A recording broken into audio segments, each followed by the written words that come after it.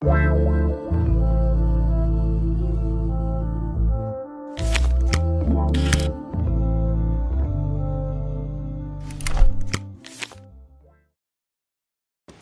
sommes déjà au 5e dimanche de Pâques et en lui, la liturgie nous invite à être bien unis au Christ, comme la branche de l'arbre lui est unie pour pouvoir donner des fleurs, des fruits, car c'est la tige de l'arbre qui lui donne la vie.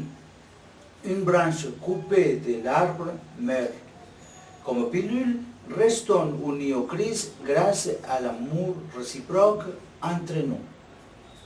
Dans la première lettre de l'apôtre Jean, nous trouvons ces paroles qui nous sont adressées à nous tous. Petits enfants, n'aimons pas en parole ni par discours, mais par des actes et en vérité. Voilà comment nous reconnaîtrons que nous appartenons à la vérité. Et devant Dieu, nous apaiserons notre cœur. Car si notre cœur nous accuse, Dieu est plus grand que notre cœur et il connaît toutes choses. Bien-aimés, si notre cœur ne nous accuse pas, nous avons de l'assurance devant Dieu. Quoi que nous demandions à Dieu, nous le recevrons de lui, parce que nous gardons ses commandements et que nous faisons ce qui est agréable à ses yeux. Or, voici son commandement, mettre notre foi dans le nom de son Fils Jésus-Christ et nous aimer les uns les autres comme il nous l'a commandé. Celui qui garde ses commandements demeure en Dieu et Dieu en lui. Et voilà comment nous reconnaissons qu'il demeure à nous, puisqu'il nous a donné part à son esprit. Jusqu'ici, les paroles de Saint Jean au chapitre 3. Ce sont des mots qui vont à l'essentiel du style de vie de nous chrétiens. Oui, parce que nous chrétiens ne suivons pas une idéologie, une philosophie, mais plutôt à l'exemple du Christ, ce que nous faisons, c'est avoir un style de vie en accord avec la vie et l'enseignement de notre Seigneur Jésus-Christ. Il est très important que nous comprendions qu'être chrétien ne consiste pas à porter une croix ou une médaille autour du cou. Il ne s'agit pas de prier telle ou telle prière, il ne s'agit pas de se conformer même aux préceptes de la messe dominicale. Ce n'est pas essentiel. Ce n'est pas l'essentiel. Cela fait partie de nos traditions qui nous aident à préserver et à améliorer l'essentiel. Et quoi ou quelle chose est l'essentiel? Saint Jean nous en dit l'essentiel et nous le rappelle aujourd'hui.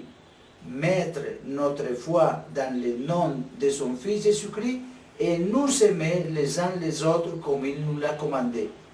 Et dans l'évangile de Saint Jean, Jésus lui-même nous dit, « Ainsi tous reconnaîtront que vous êtes mes disciples, si vous avez de l'amour les uns pour les autres. » Jean 13, 35. Celui qui confesse que Jésus est son Seigneur doit le montrer en aimant les autres, même avec la disponibilité de donner sa vie pour eux. Et si nous sommes une communauté chrétienne de n'importe quelle église, nous devrions nous aimer les uns les autres, même nous devons en arriver à aimer les frères et sœurs des autres églises comme nous aimons les frères et sœurs de notre propre église. Si nous n'avons pas ces sentiments, nous ne sommes pas de vrais chrétiens. C'est avec cet amour que la présence de Jésus se manifeste au milieu de nous. Et lui-même a dit, en effet, quand 2 ou 3 sont réunis en mon nom, je suis là au milieu d'eux. Matthieu 18, 20. Ce n'est pas simplement d'être côte à côte, mais d'être vraiment comme la première communauté chrétienne. Ils avaient un seul cœur et une seule âme. Et personne ne disait que ces biens lui appartenaient en propre, mais ils avaient tout en commun. Ça, on le trouve dans les Actes des Apôtres, chapitre 4, verset 32. Grâce à l'amour réciproque, comme nous l'a enseigné notre Seigneur Jésus-Christ, cela est possible. Aujourd'hui, regardons à l'intérieur de nous-mêmes et voyons si nous sommes dans cet esprit évangélique que Jésus lui-même nous demande. Si c'est le cas, remercions Dieu et continuons à accroître l'amour réciproque avec tous nos frères et sœurs qui ont fait du Seigneur Jésus l'idéal de leur vie.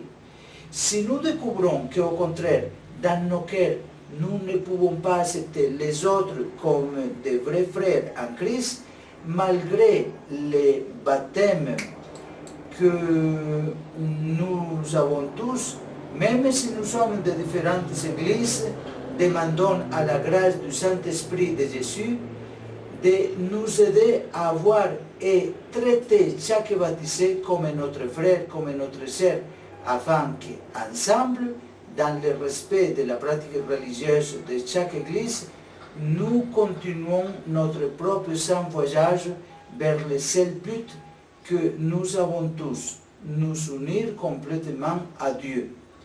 Car quiconque garde ses commandements demeure en Dieu et Dieu en lui. Nous, les chrétiens, devons être l'âme du monde et non un scandale à cause de nos divisions. Le monde a besoin de nous, unis. C'est dans l'unité entre nous que Dieu agit.